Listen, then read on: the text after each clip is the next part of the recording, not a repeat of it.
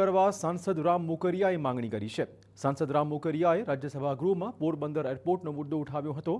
પોરબંદરથી મુંબઈ અને દિલ્હીની ફ્લાઇટ સેવા શરૂ કરવાની તેમણે માંગણી કરી છે।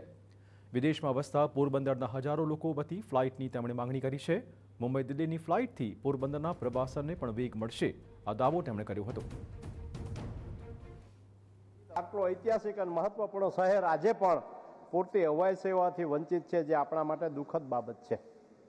મારી વિનંતી એ છે આપના માધ્યમથી કે પોરબંદરથી મુંબઈ અને દિલ્હી જેવા દેશના બે મુખ્ય અને મહત્વપૂર્ણ શહેરો માટે નિયમિત હવાઈ સેવા શરૂ કરવામાં આવે।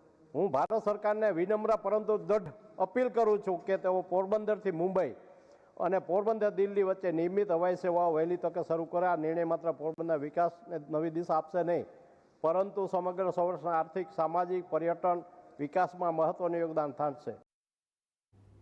સુરેન્દ્રનગરમાં દસાડાના વિવાદ